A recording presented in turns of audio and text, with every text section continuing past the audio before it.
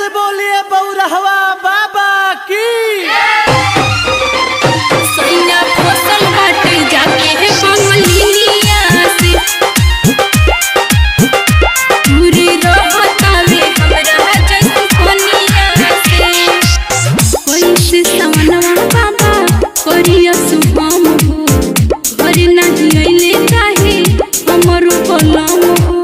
ए बाबा बंगाल जाके भुला गई। कैसे सावनवा बाबा करिया शुभम हो घर नहीं अइले काहे हमरो कलम हो। सुन तनी तो बाबा करी छुटकारा परेशानिया से। बाबा करी छुटकारा परेशानिया से। सैया फसल बा साफ बानरे मरद। सैया फसल बाटे जाके है बंगलिनिया से दूरी रहतावे हमरा जैसे कोनिया से। Kamlesh recording studio Mohammadpur.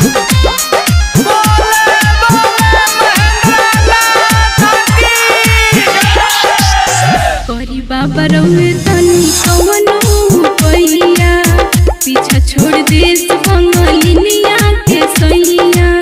खाली बंगलिनिया के फेरा में रह तबाह कर देले बा ये बाबा।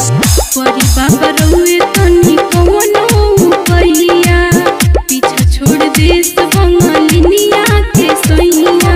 लिनिया के सैया चरण धोइम बाबा गंगा जी के कोनिया से।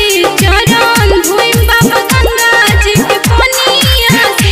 सैया फसल बा मुजूर हो गइल बा ये बाबा। सैया फसल बाटे जाके है बंगलिनिया से दूरी रहतावे हमरा जैसे कोनिया से। अभिषेक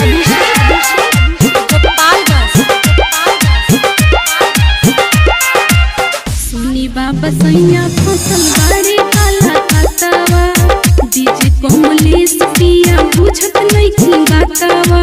डीजे कमलेश पिया बुझत नइखी बातावा।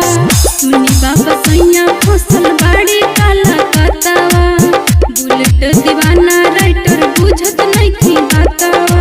बुझत नइखी बातावा। पूजा बाड़ी परेशान नगनिया से। पूजा बाड़ी परेशान नगनिया से। सैया फसल बा का कहिए बाबा। सैया फसल बाटे जाके है बंगलिनिया से दूरी रहतावे हमरा जैसे कोनिया से। Kamlesh recording studio Mohammadpur.